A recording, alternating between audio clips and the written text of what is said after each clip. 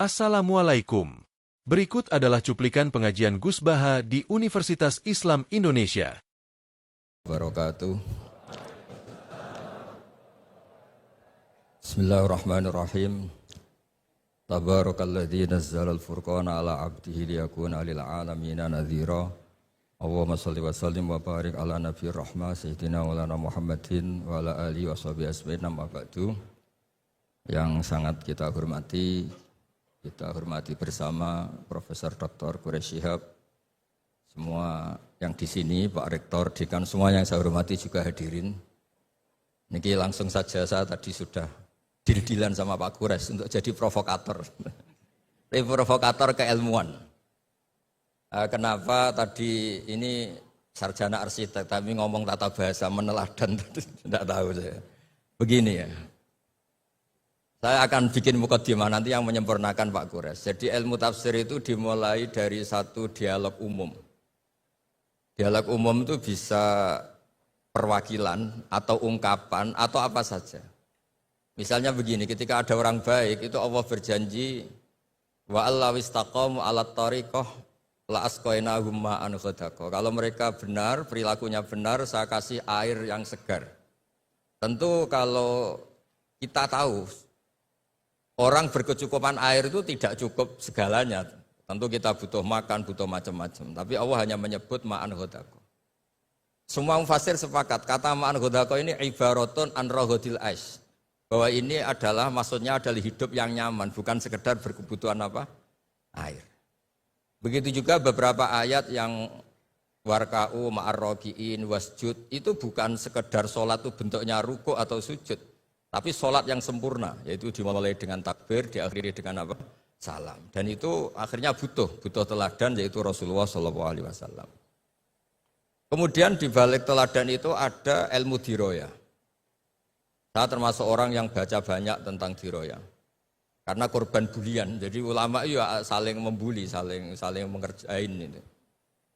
Jadi suatu saat Nabi Musa itu tanya sama Allah, nggak terima. Memang Nabi Musa ini Nabi paling usil. Untung kita nggak jadi umatnya, kalau jadi umatnya ikut usil. Makanya kalau yang usil itu umatnya Nabi Musa, itu bukan Nabi Muhammad. Nabi Musa itu tanya sama Allah, ya Allah kenapa engkau menjelaskan tentang engkau, ada kata-kata la ta'khudhuhu sinatu wala naum. Bahwa Allah itu Tuhan yang tidak terkena kantuk. Sinah itu kantuk, wala naum dan tidak terkena tidur. Allah tidak jawab, tapi Nabi Musa disuruh megang kaca tipis itu. Pegang, Musa ini jaga. Ya Gusti, jaga, ternyata teriyut ngantuk gitu Pak Fathul Wahid. Langsung pecah. Kamu jaga gitu ngantuk langsung pecah. Bayangkan saya yang jadi Tuhan. Kalau ngantuk sedikit saja alam bisa rusak semua.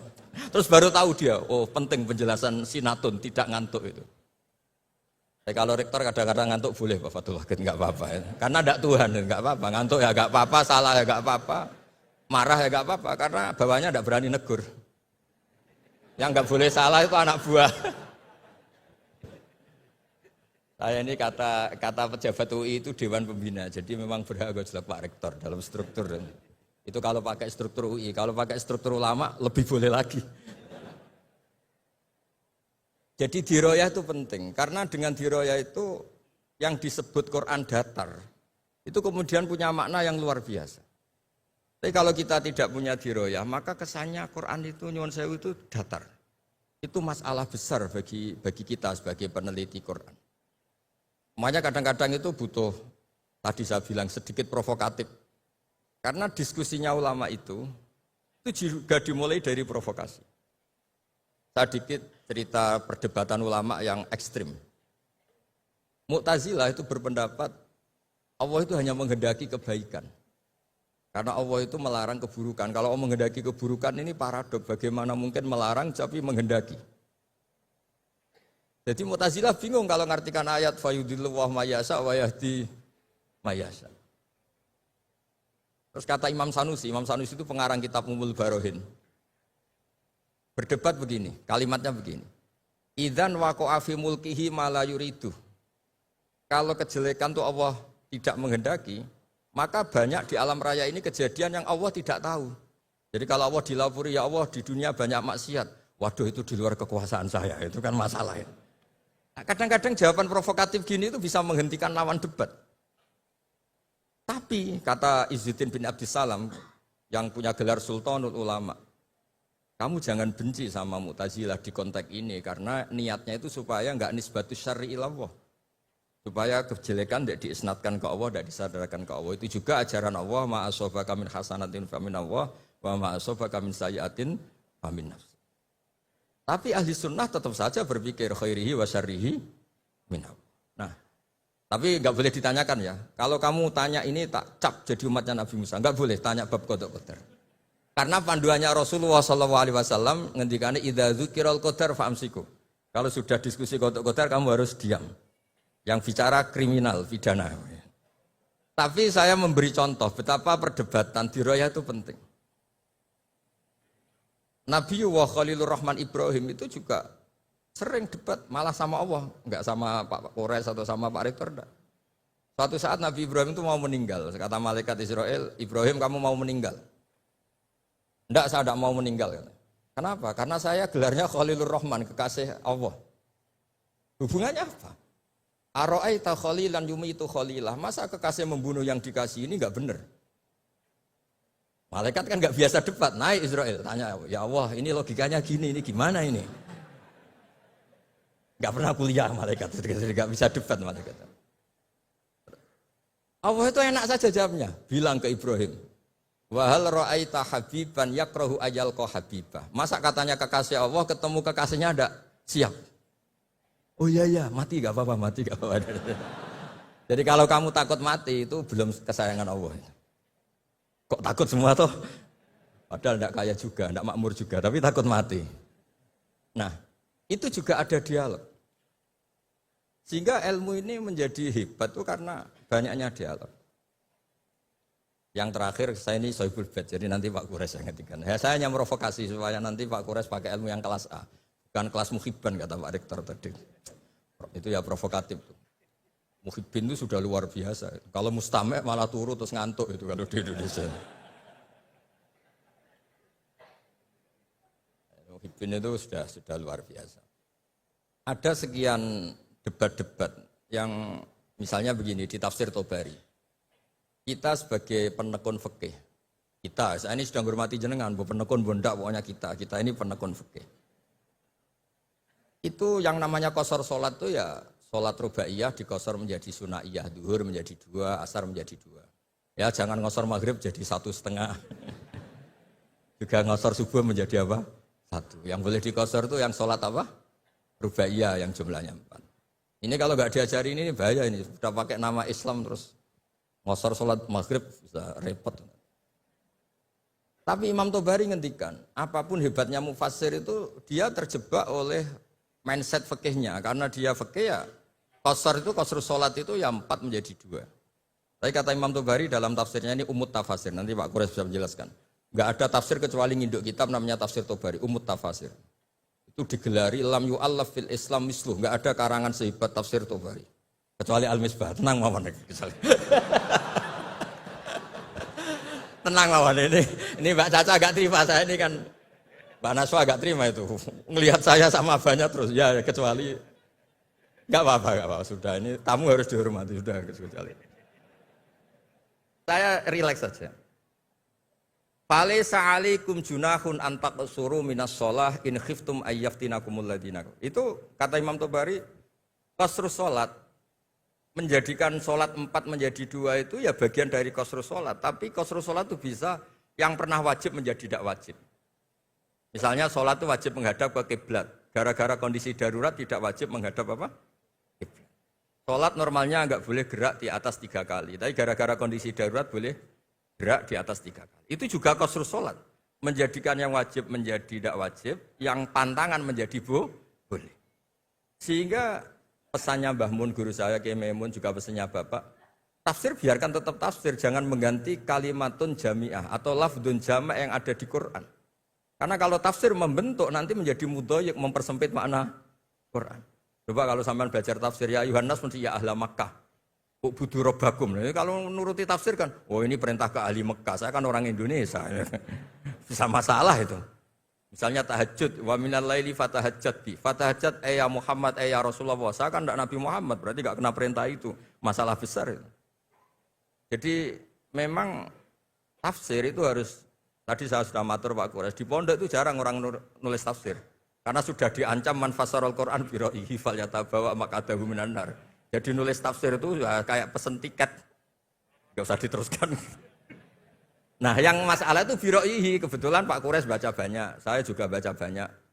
Pak Fatul Wahid karena ingin naik kelas ya baca banyak. Nanti setelah nggak rektor ngiyai lagi Pak Wahid ini. Karena kecilnya tuh ngaji di bawah saya di Kudus di Muawanah. Saya nggak tahu kok jadi rektor. Nggak tahu, makanya dia tadi dalil-dalil kayak wong pinter gitu kan. Saya juga heran. Masa di depan Pak Quraisy, di depan saya tetap dalil itu luar biasa. Hebat itu, hebat. Luar biasa itu. Pokoknya hebat. Anda harus bangga punya rektor seperti ini, harus bangga. Ya gitu saja. Wassalamualaikum warahmatullahi wabarakatuh. Bismillahirrahmanirrahim. Assalamualaikum warahmatullahi wabarakatuh. Perkenalkan, nama Al-Fakir Maulana dari Solo. Saya akan bertanya kepada Gus Baha. Niki Gus, sebagaimana tema hari ini memahami Al-Quran dengan meneladani Rasulullah. Kami sering mendengar pengajian Gus Baha, yang mana Gus Baha sering mengaturkan, sering berkata, semakin banyak ayat yang kita pahami, semakin kita dekat dengan Allah Subhanahu wa taala. Kurang lebih begitu kalau salah nyuwun ngapunten. Atau bahkan Syekhona Maimun, Mbah Maimun menika juga dawuh, seberapa banyak kamu paham Al-Qur'an, maka sedekat itulah kamu dengan Allah Subhanahu wa taala. Pertanyaannya Gus, kami terutama kula mewakili anak muda yang awam, ini banyak yang tidak jebolan pondok pesantren. Bahkan tidak tahu bahasa Arab, hanya bisa membaca terjemah. Lah ini sedangkan panjenengan sering dawuh kalau misalkan memahami Al-Qur'an itu harus malian bil Arabiyah, harus menguasai mufradat banyak bahasa Arab. Tapi kita-kita ini juga pengen dekat dengan Allah. Pengen dekat dengan Allah. Nah, apakah kita boleh membaca terjemah sedangkan terjemah ini tidak bisa mewakili makna ayat itu? Ini yang pertama. Yang kedua, buatan berat yang kedua, yang ringan. Hari-hari ini lagi viral berita seorang Gus.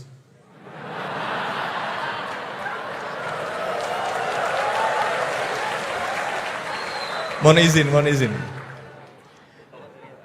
Yang mungkin berceramah dengan kalimat yang kurang baik, mungkin diniatkan guyon tapi malah melukai hati orang lain. Tapi Masya Allah Gus Baha guyon tapi tidak pernah melukai hati orang lain.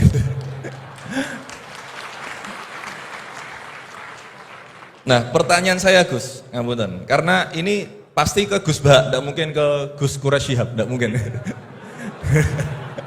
Karena pasti Gus Baha.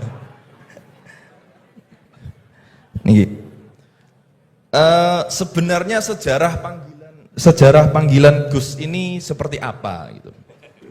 Apakah hanya dimaknai Gus ini adalah anaknya kiai terus dipanggil Gus, atau bahkan mantunya kiai saja, kalau jenengan katanya Gus naturalisasi gitu. Atau Gus swasta atau apa itu.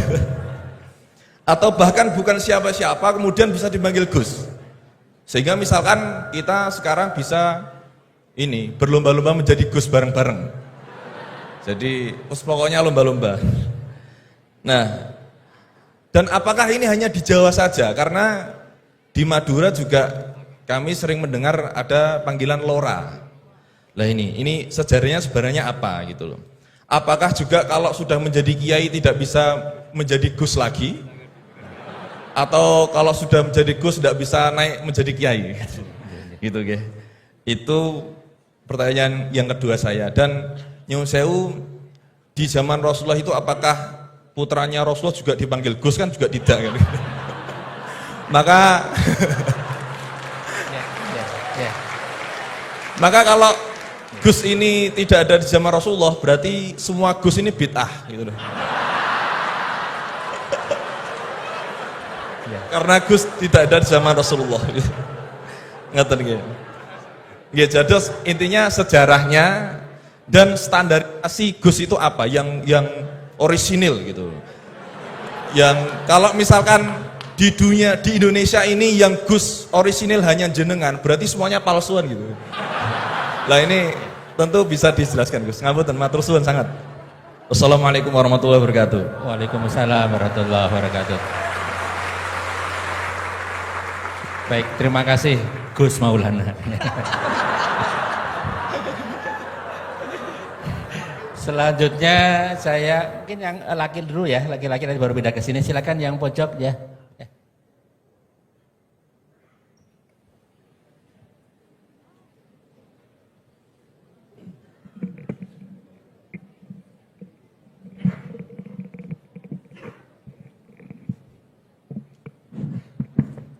Assalamualaikum warahmatullahi wabarakatuh. Waalaikumsalam warahmatullahi. Terima kasih Pak Rektor atas kesempatannya. Yang saya hormati Gus Baha, Prof. Quraisy. Saya Jamaluddin Ghaffur dari Fakultas Hukum UI.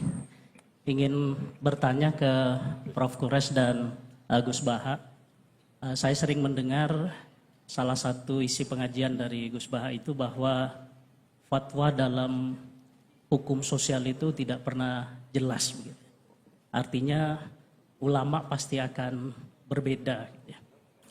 Nah, kami kebetulan di Fakultas Hukum, Gus, seringkali ditanya orang juga gitu ya, soal bagaimana hukum sesuatu. Dan dalam konteks hukum memang teorinya dan pendapatnya juga beragam gitu ya. Nah, kadangkala permintaan pendapat itu tidak hanya sekedar untuk diskusi, tapi bahkan sampai menentukan nasib orang gitu. Ini dihukum atau tidak. Nah, sehingga mohon penjelasan dari Gus Baha dan Prof. Quraisy kira-kira bagaimana panduan dalam Islam di tengah keragaman pendapat fatwa itu dalam kita memberikan pendapat atau keterangan-keterangan tentang hukum-hukum tertentu yang memang secara ilmu itu sangat beragam. Terima kasih. Assalamualaikum warahmatullahi wabarakatuh. Waalaikumsalam warahmatullahi wabarakatuh. Mohon izin Gus Baha dan Quraisy ini 4 atau 2 dulu aja ya. Nanti baru kita lanjutkan biar nggak lupa ya. Ya, yang pertama Gus Baha, ini dari Gus Maulana tadi. Ini pertanyaannya, kan banyak yang tidak jebolan pesantren, tapi pengen dekat sama Allah. Boleh nggak baca terjemahan kira-kira gitu? Yang kedua tadi standar Gus yang orisinal, yang orisinal ya. Kemudian yang kedua dari ini Gus Ghafur. Ini dosen dari Eva, ini untuk Prof. Quraisy dan Gus Baha. Ini panduan untuk memberikan pendapat hukum kira-kira gitu kan. Karena ada dosen hukum yang saksi ahli, ada yang ahli menjadi saksi. Jadi bedanya. Mohon berkenan dari Gus Baha ya. Ini yang provokatif dulu itu ya.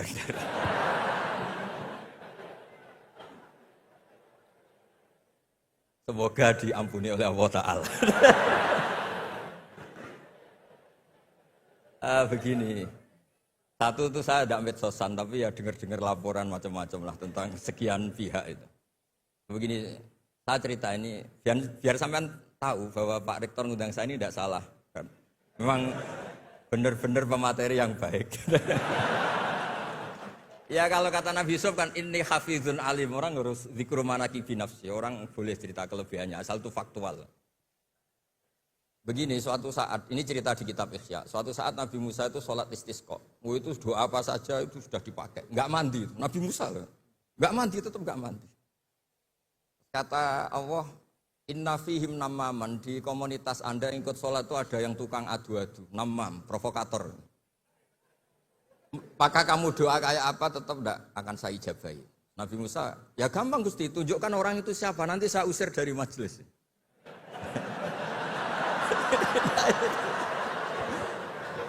Jawabnya Allah itu lucu. Saya ini orang yang mengharamkan namam, mengharamkan namimah. Kalau saya menunjuk orang itu berarti saya juga namam. Intinya itu Allah terus mengabaikan sekian peristiwa namam. Jadi kalau pertanyaan provokatif terus kayak gitu tuh mesti diabaikan oleh Allah Ta'ala. Karena nanti repot itu. Repot. Memang saya termasuk Gus yang asli itu jelas kalau itu.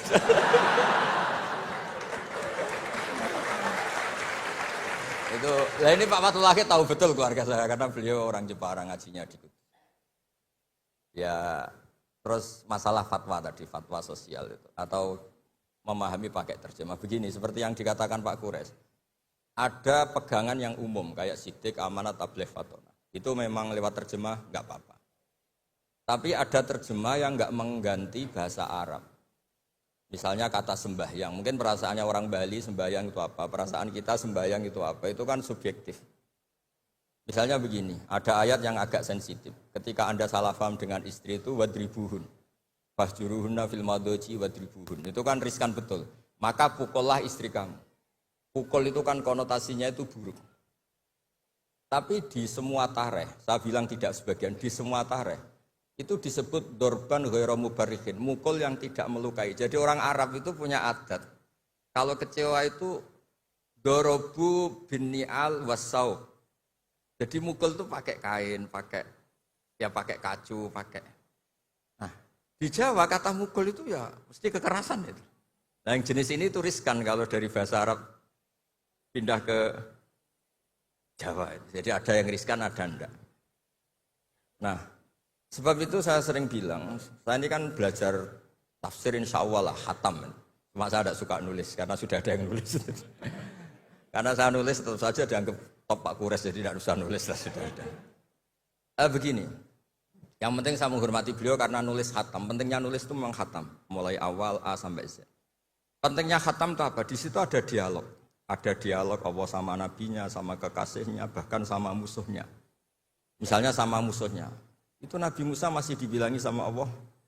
Faqula lahu qawlan layyinan. Ini penting saya utarakan. Nah, suatu saat Harun Ar-Rasyid ini didatangi ustadz. Mungkin ustadz yang amatir lah, masih latihan ustadz, jadi masih ekstrim itu. Ya Amirul Mukminin, ini nasihun lak, famusyaddidun alaika, fala tajidanna fi nafsika aliyya syai'an. Dia sampai latihan bahasa Arab nanti Pak Rektor. Bukan Anda, Gus naturalisasi tadi Anda. Saya akan memberi nasihat engkau. Kemudian cara nasihat saya itu musyaddid, ekstrim. Maka jangan kamu anggap serius. Maksudnya jangan penjarakan saya ketika saya nasihat ke kamu ini kasar. Jawabnya Harun Ar-Rasyid itu langsung bilang gini. Bilang ya jahil, ini karena Arab. Orang Arab itu kalau ngomong jahil itu tidak sekasar yang kamu bayangkan. Karena makanya bahasa Arab itu susah. Saya itu, ini cerita ke Pak Kures, ini curhat, bukan cerita mufti curhat. Kiai Jawa kalau maknani wailak waihak itu ciloko kue. Padahal sering Nabi itu kalau kecewa sama seseorang bilang wailak sama waihak. Nah, akhirnya santri tanya, lo katanya Nabi itu halus sopan santun kok ngendikan wailak waihak, yang artinya itu celaka kamu. Ada orang tanya Nabi dan orang itu tidak paham. Nabi ngendikan apa? Isakilat ka umuk. Cek siale mbokmu dan anak kue. Diterangkan enggak paham. Tapi sarah-sarah kayak kitab Irsyadus Sari itu bilang gini. Kalimatu tarohumin wa talatufin. Ini kalimat yang orang Arab tuh merasa dekat sehingga bilang wailak. Tapi Kiai Jawa tetap saja maknani ciloko. Masalahnya di konteks itu yang dawuh itu Kanjeng. Nah, saya ngendikan ini orang Solo ini kan enggak apa-apa. Kayak bakat gitu aja terus orang gitu. Nah, yang seperti ini enggak bisa dipindah ke terjemah. Dan itu saya teliti dari sekian tradisi. Ya tadi kayak wadribuhun. Makanya terus ulama nyusuli dorban ghairu mubarrihin. Mukul tapi tidak melukai. Karena orang Arab itu biasa kecewa mukul pakai peci. Tapi kalau orang Jawa enggak berbayang mukul. Kedua misalnya contoh mahar. Orang Arab kalau masih mahar itu banyak. Karena jumlah mahar banyak, kemudian setelah suami istri hubungan intim, setelah dicerai itu kadang kepikiran ngambil karena maharnya misalnya Alphard 1 miliar gedung. Sehingga harus ada pelarangan mengambil ulang mahar. Wa in aradtum istibdala zawji makana zawji wa ataitum isdahunna qintaran fala ta'khudhu minhu syai'a. atakhudunahu buhtana wa itsmam mubina. Terus wa kaifa takhuduna? Mahar yang sudah kamu kasihkan jangan kamu tarik lagi. Wong kamu sudah hubungan suami istri kok maharnya ditarik lagi. Jangan. Kenapa ada kata jangan ambil lagi? Karena maharnya itu alpat, gedung, uang 1 miliar. Dulu Pak Rektor ketika nikah itu seperangkat alat sholat, gak dilarang juga gak akan diambil itu. Artinya gini, gak mungkin andikan Quran turun di Indonesia ada kata fala ta'khudhu minhu saya 100.000 seperangkat alat. Saya jadi kiai itu sampai bosen karena tiap nikahkan tuh maharnya seperangkat alat sholat. Itu kalau sudah nikah 10 tahun bentuknya sudah kayak apa ya? Itu nggak usah Allah repot-repot bilang jangan ambil lagi, jangan ambil lagi. Nah, itu kondisi yang antara kita dan tradisi Arab itu beda. Dan saya belajar tafsir sampai segitunya, makanya nggak salah lah kalau saya diundang itu nggak salah. Maksud saya yang naturalisasi tadi ya nggak usah diundang gitu loh maksudnya. Kalau nggak memenuhi kualifikasi tafsir loh ya. Ya karena kalau nggak memenuhi kualifikasi apa tafsir. Tapi jangan terus ngundang saya terus, nggak mau juga saya. Nah tadi yang pertanyaannya Pak dosen Pak Ghafur tadi. Nanti Pak Quraisy nambahin. Hukum sosial itu memang nggak pernah mengikat di semua sisi ya, karena memang patokannya itu begini. Saya ambilkan contoh di Quran ya, karena ini memang tema tafsir. Di hal-hal sosial itu kekasihnya Allah pun didhawuhi Allah begini. Wa in adri la'allahu fitnatul lakum wa mata'un lil akhin. Wa ma adri ma yuf'alu bi wala bikum. Jadi Nabi misalnya mau perang, misalnya perang apa ini. Allah terus bilang, "Muhammad kamu tenang saja, pasti menang." Enggak. Karena kalau dibilang begitu nanti kendilnya Nabi atau keberanian Nabi dikira karena ada jaminan, tetap. Sehingga nyuwun sewu Nabi juga pernah mengalami perang menang di Badar, pernah mengalami kalah di Uhud. Jadi di bab-bab sosial itu memang Allah membiarkan hukum sosial yang berjalan.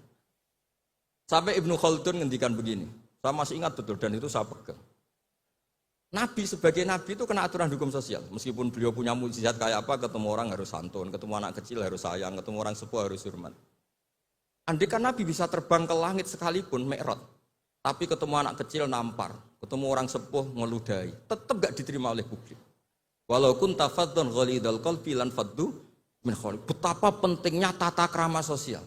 Kata Ibnu Khaldun, hadza Rasulullah man uyyida bil kauni kulli. Ini Rasulullah orang yang di backup sekian alam raya. Tapi sekali melanggar tata krama sosial, tetap lan faddu min khawlik. Orang akan bubar. Sampai ngegoskan saya, sekarang tak pisoi. Wah Gus apa Gus kok mison, mesti langsung gitu. Nah coba misalnya sekarang, nyon sewu, saya ngeludahi Pak Rektor, langsung dipecat saya. Artinya tatanan sosial, meskipun saya keramat. Makanya kata Ibnu Khaldun, hadza Rasulullah man uyyida bil kauni kulli law syaa. Ini Rasulullah orang yang bisa mengendalikan alam raya karena kekasih Allah. Itu saja kena aturan, walau kunta faddan ghalidhal qalbi lan faddu min khawlik. Kalau engkau salah tatanan sosial Muhammad, orang akan bubar. Nah maksudnya gini Pak dosen, kalau tatanan sosial gini, saya pernah ditanya oleh dekan fakultas kedokteran.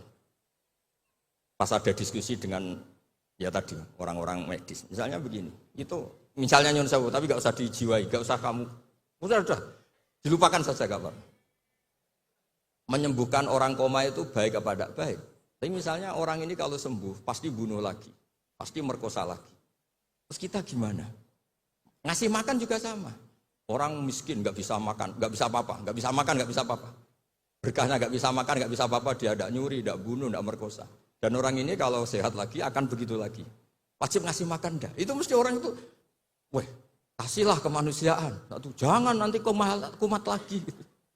Jadi hukum sosial itu mesti mindsetnya ulama itu beda-beda. Saya sering matur ke Pak Quraisy, saya itu pernah kata santri saya pernah katanya diundang ke Malaysia juga pernah katanya diundang ke Maroko. Saya bilang sudah yang kelas-kelas internasional Pak Quraisy saya ada usah. Kenapa? Jawabnya sederhana. Nanti kalau saya sering keluar negeri, terus semua kiai seneng keluar negeri, terus yang ngulang pondok saya siapa? Wis gue iling-ilingan nak ning donya ono kiai desa sing alim kata saya maksudnya kiai desa tapi maca kitab ya cek bener rofa nasab. Tapi saya seneng sama kiai-kiai yang keluar negeri karena ini mewakili syiar. Saya seneng sama UI karena syiar gini. Tapi saya jangan jujur jadi kiai di UI. Nanti gajinya tetap. Kalau kiai kan sering dapat gaji min khaisul tasib. Kayaknya jumlahnya banyak saya Mas. Jadi yang hukum-hukum sosial tuh biarlah alam yang ya sudah setuju ya. Oh ya pokoknya gitu. Silakan Prof. Kures tadi terkait dengan pertanyaan panduan untuk memberikan pendapat, terutama pendapat hukum, panduan dalam Islam untuk memberikan pendapat, terutama pendapat hukum karena punya implikasi kepada misalkan yang menjadi terdakwa. Kalau pendapat hukumnya salah, jadi hukuman yang diberikan juga salah. Tamanya seperti itu ya? Ya. Panduan Islamnya seperti apa Pak Kures ya? Itu kan prinsipnya begini, jangan bicara kalau enggak tahu.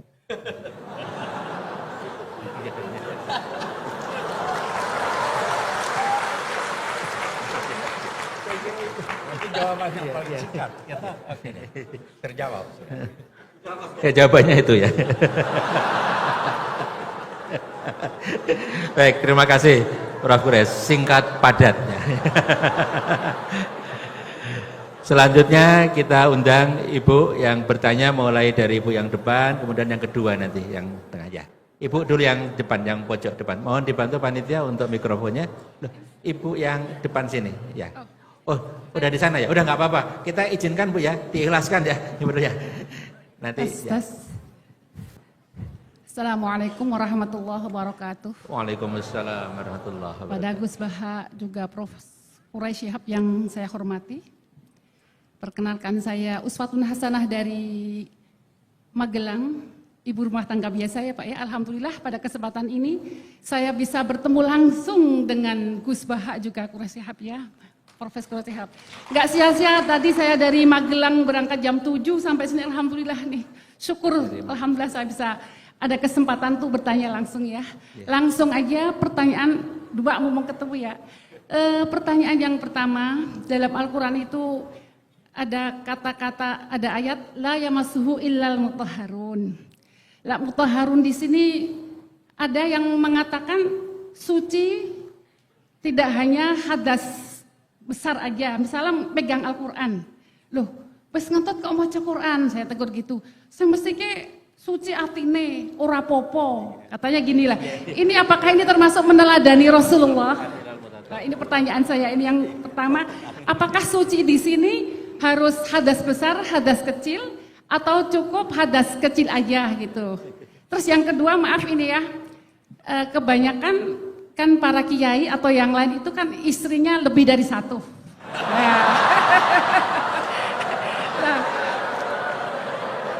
Maaf ini ya, agak ekstrim juga ya. Dengan alasan itba Rasul lebih dari satu katanya gitu. Lah, apakah ini termasuk mempunyai istri lebih dari satu itu termasuk meneladani Rasulullah Sallallahu Alaihi Wasallam, gitu ya. Saya kira cukup sekian. Assalamualaikum warahmatullahi wabarakatuh. Waalaikumsalam warahmatullahi wabarakatuh. Kami catat Ibu. Selanjutnya kita mohonkan yang ya, 3, nggak apa-apa tapi pendek-pendek ya. Silakan ya. Bismillahirrahmanirrahim. Assalamualaikum warahmatullahi wabarakatuh. Perkenalkan, saya Dewi, istri dari Bapak Thoriqul Huda dari Fakultas MIPA. Begini, Al-Quran agar tidak datar, itu kan katanya Al-Quran bisa menjadi asyifa, petunjuk, solusi dari semua persoalan hidup kita. Itu caranya bagaimana? Karena kebetulan saya memang dari sama seperti Gus yang di Solo tadi, orang biasa bukan dari pondok. Dulu saya pernah punya persoalan kesehatan, saraf kejepit. Kemudian saya membuka Al-Quran dengan acak. Sebelumnya saya sholat taubat. Kemudian saya buka ketemu surat Asy-Syu'ara ayat 19. Yang artinya ketika kamu marah segera memberi maaf. Dan waktu itu saya bingung. Orang saya minta asyifa kok jawabannya seperti itu gitu. Ini implementasinya bagaimana? Tapi saya hanya menzikirkan ayat yang saya dapat itu sampai kurang lebih 2 minggu. Allah memberikan saya petunjuk. Saya diberikan persoalan anak, persoalan suami. ini loh ketika kamu marah, kamu harus segera memberi maaf. Dan ketika saya kurang lebih 2 bulan memperbaiki diri, saya tidak pernah marah. Alhamdulillah Allah ridho, saya sembuh dari saraf kejepit. Dan terus saya keterusan saya keterusan membuka Al-Quran ketika saya punya persoalan apapun. Bahkan ketika saya ada persoalan dengan suami, saya membuka Quran secara acak, kemudian saya menemukan surat Al-Hajj ayat 19. Inilah 2 golongan mukmin dan kafir yang bertengkar.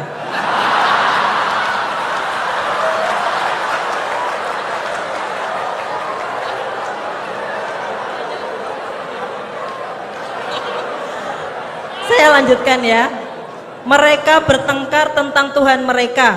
Bagi orang-orang yang kufur dibuatkan pakaian dari api neraka, ke atas kepala mereka akan disiramkan air yang mendidih. Sewaktu saya dapat ayat itu tuh saya langsung makjeleb gitu. Saya nangis, ya Allah, ini yang kafir siapa?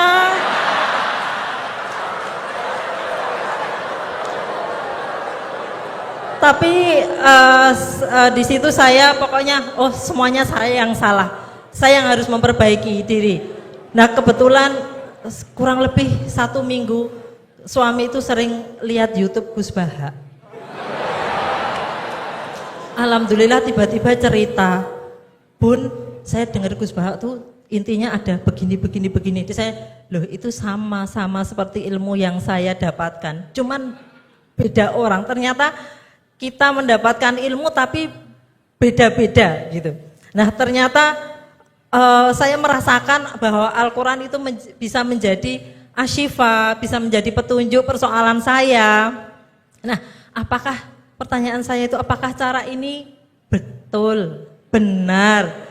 Kalau untuk orang awam di sini, kalau kayak Prof. Kurai sama Gus Baha kan ahlinya gitu, ahli tafsir gitu kan, mudah gitu menghadapi persoalan. Kalau orang awam seperti kita, bagaimana biar kita itu hidup tetap tenang ketika menghadapi persoalan, bahagia menghadapi persoalan. Mungkin begitu saja, terima kasih. Wassalamualaikum warahmatullahi wabarakatuh. Assalamualaikum warahmatullahi wabarakatuh. Baik, terima kasih Bu Dewi. Sekalian satu lagi Ibu yang pakai jilbab hitam ya. Ya.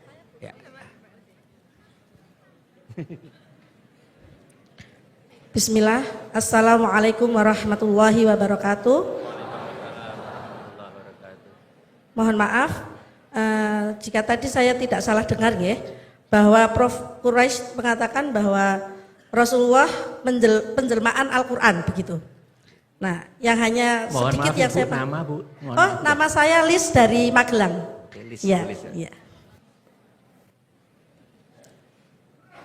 Nah, yang sedikit saya pahami, hanya sedikit saja, yaitu kalau Al-Quran itu kan kalamullah ya. Terus kalau Rasul itu adalah penciptaannya. Nah, apakah penjelmaan ini dikatakan sepenuhnya atau mutlak, atau sebagian saja, atau yang seperti apa penjelmaannya ini? Nah, itu saja yang ingin saya tanyakan. Mohon maaf sebelumnya. Jazakumullah khairan katsiran. Assalamualaikum warahmatullahi wabarakatuh. Waalaikumsalam warahmatullahi wabarakatuh. Terima kasih Ibu untuk pertanyaannya. Saya ulang Gus Baha dan Prof. Quraisy. Yang pertama Ibu tadi dari Magelang menanyakan terkait dengan ayat la yamassuhul Quran illal mutahharun. Kemudian yang kedua dengan argumen ittiba Rasul istrinya lebih dari satu. Itu gimana Gus tadi? Itu yang kedua. Apa ittiba Rasul itu seperti apa? Kira seperti itu. Kemudian yang dari Bu Dewi tadi terkait dengan apakah tafsir Al-Quran sebagai asyifa itu seperti apa? Kira-kira gitu. Kemudian yang ketiga terkait dengan tadi Rasul sebagai penjelmaan Al-Quran. Ya, penjelmaan ya tadi. Ya, kita mohonkan Prof. Quraisy atau Gus Baha dulu. Ya, kedua. Ya, monggo. Ya. Ini jawab yang tadi tersangkanya hanya kiai, rata-rata kiai itu istrinya. Itu selera lelaki, bukan selera kiai itu.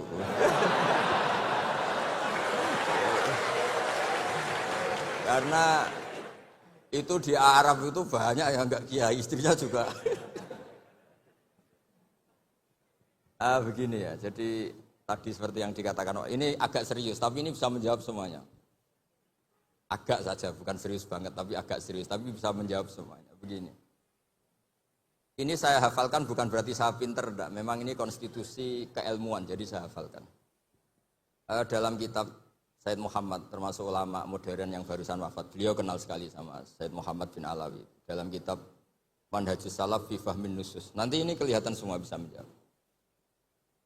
Wa kanat sunnatu Rasulillah sallallahu alaihi wasallam annahu yat'amu ma yajiduhu fi ardi wa yalbasu ma yajiduhu wa yarkabu ma yajiduhu.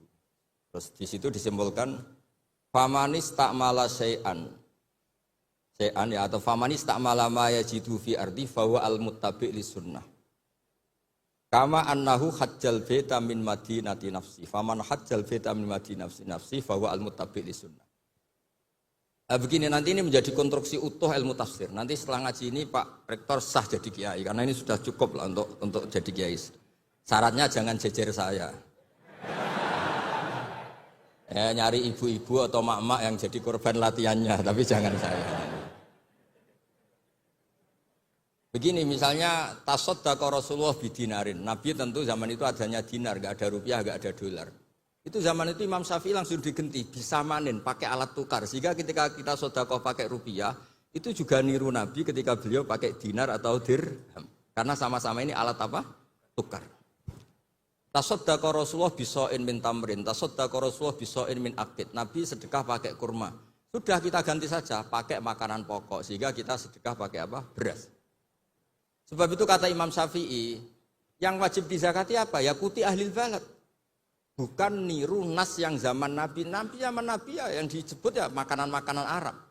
Tapi semua ulama sepakat beras itu harus zakat. Karena ini kuti ahlil balad. Padahal Nabi gak pernah menzakati apa? Beras. Nabi karena posisi di Madinah, mikotnya dari Dzul Khulaifah yang sekarang disebut Bir Ali itu. Tapi orang Mekah meskipun ikut Nabi, mikotnya misalnya kamu sedang di Mekah, ya mikotnya ke Tanim atau ke Jirona. Atau orang Mekah sendiri nafsu Makkah di bab haji. Intinya itu tidak karena memaksakan ikut Nabi, terus orang Mekah mikotnya dari mana? Bir Ali. Jadi hal-hal seperti ini itu di ranah ilmu tafsir sudah lazim. Nah begitu juga tentang poligami, saya sering cerita, kalau kamu tidak berani poligami, jangan lalu nggak tahu logika poligami. Saya termasuk umat yang saya yakin husnudzon dicintai Rasulullah SAW. Karena saya itu sinau lama, bukan ingin jadi rektor, bukan, memang sinau untuk sinau. Juga nggak ingin jadi ketua MUI, ya enggak, mau sinau untuk sinau. Saya itu kalau di rumah niru Pak Kures, bikin teh sendiri, bikin kopi sendiri, karena saya ingin nggak terlalu dihormati. Saya tuh kesini tadi ya sama anak saya, pokoknya saya seneng hidup kayak umumnya orang. Begini, kalau Anda tidak berani poligami atau suka poligami, Nabi itu oke sebagai percontohan, tapi sadarlah kamu itu tidak Nabi. Begini, saya sering bilang begini, Nabi itu orang baik. Berarti kalau punya istri satu, membentuk orang menjadi baik. Kalau membentuk orang baik satu baik, bentuk dua ya lebih baik, bentuk tiga lebih baik. Kebalikannya kita, atau kamu lah kalau bahasa kasarnya itu. Satu istri saja kamu bentuk dari baik menjadi tidak baik. Lah kalau dua malah kayak apa? Kalau tiga malah kayak gitu aja. Jadi fikihnya, kadang-kadang orang baik itu nggak bisa ditiru karena tadi.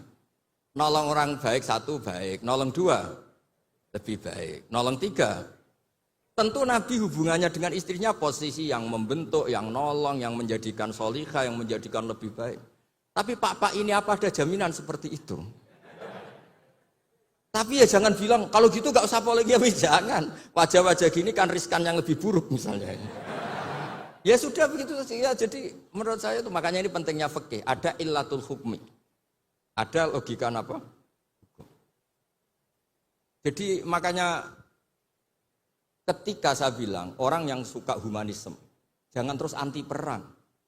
Meskipun kita nggak suka perang, suka damai. Saya Pak Kures suka damai, tapi jangan anti perang. Karena apa? Andai kan zaman kita dijajah kolonial Belanda, Jepang, terus kemudian kita bilang perang itu haram. Terus sama londo monggo ndherekaken. Ketemu Jepang ya monggo, kan ini lucu.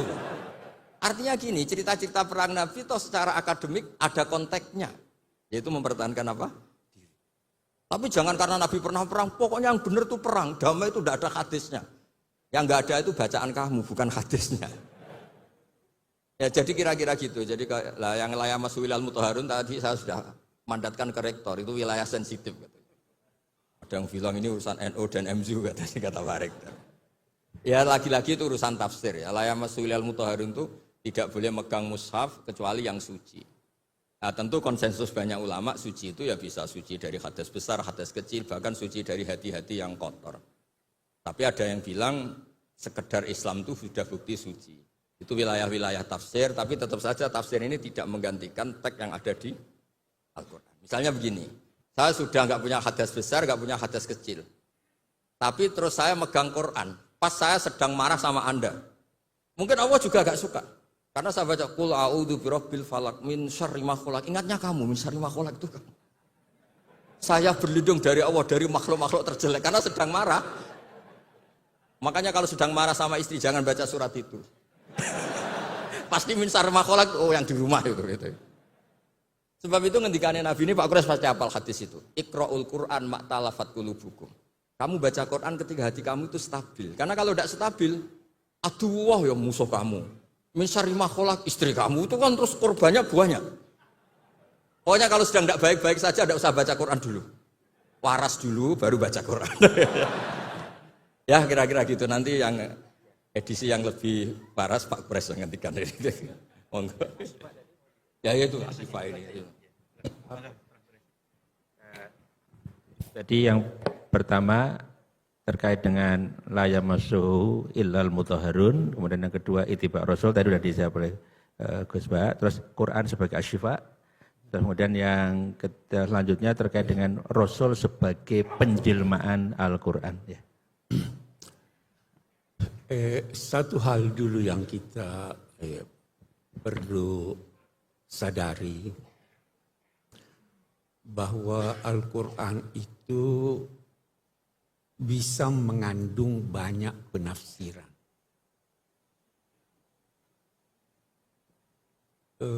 Karena itu sulit diterjemahkan.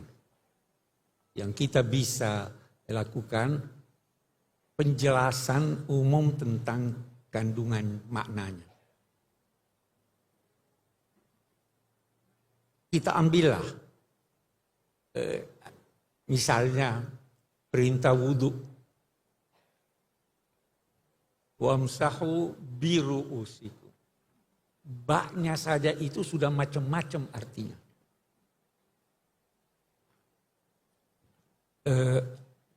Demikian juga yang lain. La yamassuhu illal mutahharun, banyak pendapat. Boleh jadi apa yang saya anggap benar, Anda anggap tidak benar. Ya kan? Itu orang Syiah berkata yang berhak, sebagian mereka ya, yang berhak memahami dan bisa memahami Al-Quran itu hanya Ahlul Bait.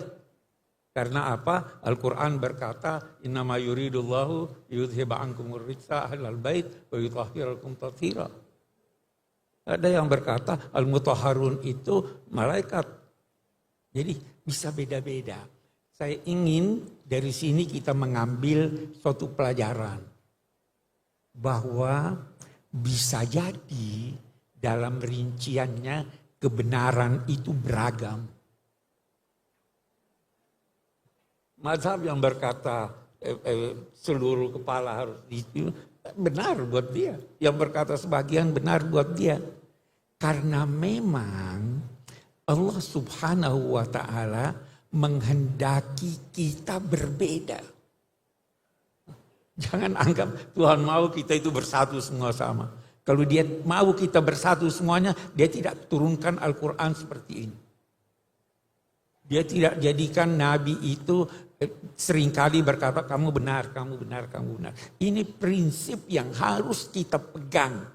Sehingga kita bisa rukun. Oh Anda juga benar. Sama itu contoh populer gajah itu bagaimana? yang pegang belalainya, dia bilang, semuanya bisa benar. Itu satu. Seperti halnya saya masuk ilmu Farud. Itu saya kira pertanyaan pertama sudah terjawab ya. Syifa.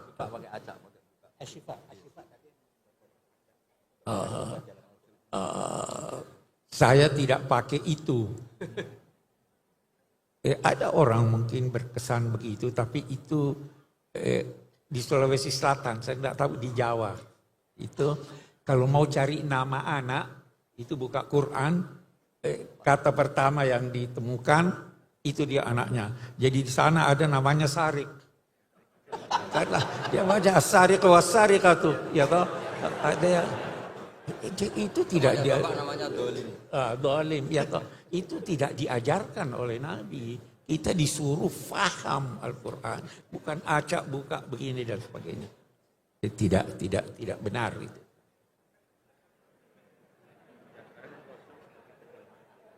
Penjelmaan. Oh iya. Saya kira kembali seperti tadi. Kita ingin fahami Al-Quran, lalu kita wujudkan pemahaman itu dalam kegiatan kita sehari-hari. Itu namanya kita menjelmakan. Nah, dan karena kembali lagi, karena pemahaman bisa beda-beda, maka toleransilah orang yang berbeda. Kita bisa bicara banyak soal ini, tapi saya akan ambil secara singkat. Kita di Indonesia, kita beda-beda kan? Tapi ada yang mempersatukan kita.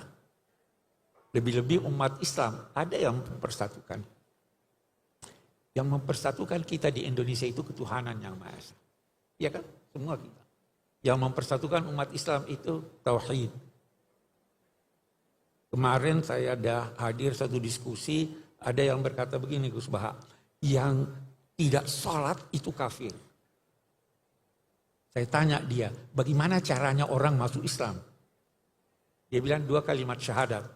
Kalau seandainya dia ucapkan 2 kalimat syahadat setelah subuh jam 8 pagi. Dia meninggal jam 11.30 sebelum zuhur. Dia dinilai muslim atau tidak? Dia muslim. Sholat tidak menjadikan orang kafir. Dia menjadikan berdosa besar. Ya kan, itu satu. Yang mempersatukan kita itu ketuhanan yang Maha Esa sebagai bangsa. Penafsirannya bisa beda-beda. Jangankan antara Muslim dan Kristen, antara Muslim aja penafsiran ketuhanan yang Maha Esa itu sudah beda. Nah, bagaimana caranya kita mewujudkan, menjelmakan ini? Mari kita bersangka baik pada Tuhan.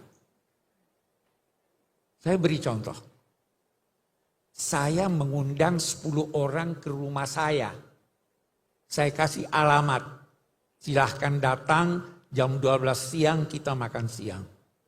Tibalah 3 orang sebelum jam 12. Welcome, ahlan wa sahlan. Tiba 5 orang terlambat. 2 orang tidak mau datang. Yang 5 orang yang terlambat ini sebenarnya dia mau datang tetapi terlambat sudah karena sesat jalan. Dia datang pada saya, apa saya tolak dia? Saya kata sudah pergi. Atau saya kata, kenapa lambat? Kata saya mau datang Pak, saya tidak tahu jalannya kesesatan. Tidak mungkin saya tolak. Nah, begitu juga Tuhan menurut hemat saya. Kita, antara sama Muslim, boleh jadi kita salah jalan tuh. Orang Kristen juga, kita nilai salah jalan. Dia nilai kita salah jalan. Oke deh, tidak usah bertengkar. Kita nanti, Tuhan lebih tahu dari kita. Tuhan maha baik. Dia bisa memaafkan orang yang bersalah. Apalagi orang yang mau pergi tapi salah jalan. Itu titik temu kita. Itu salah satu bentuk dari penjelmaan kalimat tauhid itu. Kalau Anda mau bertengkar, Mu'tazilah dengan ini punya sifat atau tidak sifat, banyak sekali. Bisa salah, tapi Tuhan Maha Pengasih, Maha Penyayang. Jadi penjelmaannya seperti itu. Selama itu dimungkinkan oleh kata Al-Quran, oleh ayat Al-Quran, kita terima aja walaupun kita beda pendapat. Sebab kalau tidak, bertengkar tidak ada habisnya. Saya kira itu menyangkut penjelmaan. Baik, terima kasih Prof. Quraisy. Gus Bah, Prof. Quraisy, satu sesi lagi dibolehkan? Cukup ya? Oh, cukup ya? Kita. Cukup. Sampai setengah 12 kan? Ya. Oke, kita sampai setengah 12. 2 pertanyaan gitu nggak apa-apa ya. Tapi singkat padat Ibu Bapak. Singkat padat, tengah 12 kita. Oh, maaf. Oke. Masih cukup, Masih? Oke. Ya. Baik Ibu Bapak, 2 pertanyaan singkat padat ya. Saya yang belakang sana pakai peci ya. Bentar. Ya, yang Anda ya, 1. Kemudian Ibu sana 1 ya. Ya. Ya. Baik, mungkin singkat padat, mohon izin ya. Ya. Ya.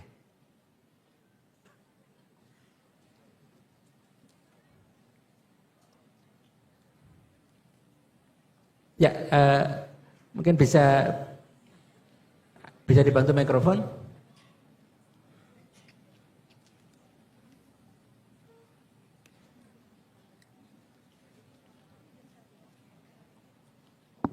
Ya, silakan. Assalamualaikum warahmatullahi wabarakatuh. Waalaikumsalam. Nama saya Indra Lukman dari Universitas Kiai Haji Ahmad Siddiq Jember. Di sini saya ingin bertanya terkait bagaimana bagi umat yang awam untuk mengkontekskan atau merelevansikan sebuah ayat pada fenomena yang terjadi di era modern ini, Gus. Saya ingin bertanya ke Gus Bah serta Gus Kiai Prof. Quraisy Shihab, yang dimana fenomena ini yang saya kaji terkait fenomena Down Syndrome, yang dimana Down Syndrome ini merupakan sebuah kondisi ketika kita berada di depan orang lain itu kita merasa baik-baik saja, namun sebenarnya kita itu dalam tekanan batin yang sangat luar biasa. Nah juga saya menemukan ayat yang dimana terdapat pada Quran surah Al-Baqarah ayat 42, yaitu wala talbisul haqqo bil batili wa taqtumul haqqo wa antum ta'lamun, yang dimana janganlah kamu campur adukkan kebenaran dengan kebatilan dan jangan pula kamu sembunyikan kebenaran sedangkan kamu mengetahui. Bisa dibantu mikrofonnya agak jauh sedikit karena kami nggak dengar. Ya, jangan terlalu dekat ya. Ya. Oke.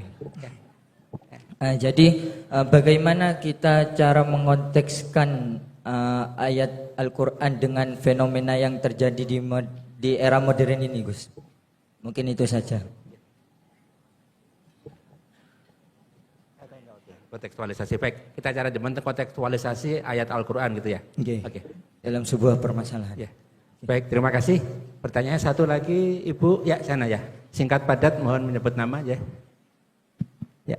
Assalamualaikum warahmatullahi wabarakatuh. Nama saya Esti Wahyuni. Saya dari Lombok. Udah ya. Saya dari Lombok, Gus. Ini pertanyaan untuk Gus Baha. Gus, saya sekitar 3 bulan yang lalu saya pergi menghadiri akad nikah di bawah kaki Gunung Rinjani. Di sana orang tua mempelai perempuan tidak mengizinkan anaknya untuk tidak akad dengan cara Rasulullah. Baik akadnya, baik bahasanya, baik caranya, semua dipisah. Tapi karena mempelai laki-laki tidak mengerti, akhirnya sampai sore diajarkan, lalu diajarkan dengan baik, akhirnya ditunda karena tidak sesuai dengan tata cara Rasulullah dulu. Itu namanya desanya sembelih kalau nggak salah. Jadi kami pulang dengan akhirnya batal acara itu. Itu yang pertama, Gus. Ini untuk Profesor Tuan Guru Tuan Guru Quraisy Shihab. Saya sungguh penggemar berat sampean, Prof. Untuk Prof. Quraisy Shihab, apa yang sebaiknya dalam rumah tangga, apakah tetap bertahan dalam pernikahan atau tetap bertahan dengan kesabaran, dengan harapan bahwa suatu hari suami akan menjadi lebih baik atau tidak begitu. Tetapi apakah bertahan dan tidak itu, maksud saya bertahan sampai mencapai titik lelah atau bertahan dengan penuh harapan tentang perubahan itu. Ini terakhir untuk Gus Baha. Ayah saya 76 tahun Gus, dia penggemar berat Gus Baha juga. Sebaiknya mungkin kalau di YouTube jangan terlalu banyak bahasa Jawa karena bapak saya itu penonton terus setiap saat. Meski adik saya lulusan Al-Azhar Kairo Mesir, dia juga menerjemahkan apa yang Gus Baha bilang. Tetapi ayah saya bilang kurang lucu dibanding dengan Gus Baha. Jadi mungkin sebaiknya dikurangi bahasa Jawanya. Jadi kami yang dari luar Jawa ini, ayah saya terutama bisa ikut ngaji. Terima kasih. Waalaikumsalam warahmatullahi wabarakatuh. Waalaikumsalam warahmatullahi wabarakatuh. Baik, terima kasih. Pertanyaan untuk Gus Baha dan Prof. Quraisy, kontekstualisasi ayat Al-Quran. Kemudian yang untuk Gus Baha ini terkait dengan pernikahan tadi, bertahan atau seperti apa. Kemudian yang untuk Gus Baha lagi ya, jadi saran. Ya. Baik, mohon dipersilakan Gus Baha. Ya. Ya, nanti. Bismillahirrahmanirrahim. Tadi siapa? Mbak Esti siapa? Esti Wahyun. Lombok ya? Oh ya. Jadi begini, kalau nikah itu tidak harus memaksakan persis seperti yang dipraktikkan Rasulullah SAW. Itu harus diberi pembelajaran. Dulu itu ada sahabat namanya Abdurrahman bin Auf. Itu lapor ke Nabi ya setelah nikah. Beberapa sahabat juga menikahi perempuan yang di luar panduan Nabi. Jadi Jabir itu anaknya Abdullah, punya saudara putri banyak. Dia tahu kalau panduannya Nabi itu halla bikron tola ibuha wa tola ibuk. Ya kalau kamu nikah bisa mungkin tuh yang perawan. Karena perawan itu masih lucu. Kalau sudah mama kan wah garang misalnya. misalnya. Tola ibuha itu bisa lucu, bisa mula abah. Kalau mama diajak mula abah kan mintanya mahal-mahal. Kalau masih perawan mungkin balon 10.000 sudah cukup gitu. Dan Nabi memang ngendikan halla bikron tola ibuha wa tola ibak. Terus sampai ngendikan fa'innal jariyah ardolil yasir. Karena kalau fa'innal bikro itu ardolil yasir. Kalau masih perawan itu sedikit-sedikit harta sudah cukup itu. Kalau sudah mak-mak kayaknya alhamdulillah tidak cukup. Tapi tidak cukup itu juga bagus. Ini bukan menghina mak-mak, justru bagus. Wong kebutuhannya banyak, dikasih sedikit, memang harus dikomplain itu, memang harus dikomplain. Nah begini, ternyata Jabir ini menikahi janda. Ketika nikahi janda, Nabi tanya, kenapa engkau nikahi janda? Panduan saya itu perawan. Saya punya saudari, putri-putri banyak. Makanya saya enggak mau nikahi perempuan yang seumuran dengan saudara-saudara saya. Tapi saya nikahi perempuan yang bisa mensisiri adik-adik saya, bisa merumat. Terus Nabi bilang, ahsanta asobta. Oke, kamu benar. Itu bukti bahwa di hal-hal sosial itu yang dikenal Nabi itu bisa dinego, bisa dinego. Jadi beberapa sahabat juga nikah, enggak dihadiri Nabi, bahkan Nabi taunya terlambat. Ada sahabat matur, loh kamu kok tersenyum-senyum kenapa? Habis nikah ya Nabi. Terus, kam sukta ilaiha, kamu ngasih mahar berapa? Wazna nawatin min dahabin, ini sekitar gini. Terus Nabi ngendikan, aulim walau bisatin, ya kamu harus ada pesta-pesta kecil lah supaya teman-teman kamu tahu. Jadi selalu ada ketidaksempurnaan dalam nikah, yang penting itu sah. Itu harus dilatih berkali-kali. Karena kalau nggak dilatih itu dikira syarat-syarat ideal atau kesunatan dikira itu syarat apa? Sah. Misalnya a'linu hadan nikah wadribuhu biduf waf'aluhu fil masjid. Nikah itu harus dimaklumatkan, lakukan di masjid dan pakai terbang. Itu sahabat tahu semua, ulama tahu semua. Beberapa itu tidak syarat sah, tapi cukup sebaiknya begini, sebaiknya gini. Dan itu banyak sahabat yang zaman itu pun nggak nikah di masjid, juga nggak pakai terbang. Nah, itu ranahnya ulama, itu namanya istihad. Orang bisa, kalau dalam bahasa usul fikih namanya tangkihul manat. Apa yang dilakukan Nabi kita seleksi, ini hukum, apa adat, apa kebutuhan, apa kasuistik. Yang dicontohkan Pak Quraisy tadi, ada orang kasuistik tadi kayak Abu Sufyan itu rojulun misik. Hindun itu istrinya. Ya Rasulullah, inna Abu Sufyan rajulun misik. Ini lelaki ini pikir sekali. Gak pernah nafkahi saya. Apa saya boleh mengambil tanpa pamit? Terus Nabi ngendikan, khudi ma yakfiki bil ma'ruf. Kamu ngambil saja secukupnya. Nah, kan gak mungkin Nabi mentoleransi ngambil tanpa pamit. Tapi Nabi juga gak mungkin membiarkan seorang istri utang-utang tonggo, cara Jawa, nyari-nyari sendiri gara-gara suaminya apa? Kikir. Tapi tetap saja ini dianggap waqi'atu ainin, kasuistik. Kalau bisa ada solusi yang lebih baik, tentu solusi lebih apa? Baik. Nah itu jadi kalau saya mohon, jadi di bab-bab fikih itu tadi nikah zaman Nabi pun beberapa sahabat juga banyak yang nyuwun sewu tidak sesuai arahan Nabi. Tapi arahan ini dari awal memang tidak mengikat, kayak Nabi mengarahkan bikron. Tapi ketika Jabir nikahi janda Saiban, Nabi juga membenarkan. Jadi banyaklah cerita-cerita seperti itu. Ada sahabat yang milih sering sowan Nabi karena cinta, ada yang milih enggak karena takut ganggu Nabi. Makanya ada sahabat ditanya, bagaimana wajah Rasulullah SAW? Dia menangis sekeras-kerasnya. Saya tidak pernah melihat. Loh, Anda kan sahabat sering datang ke masjid Nabi.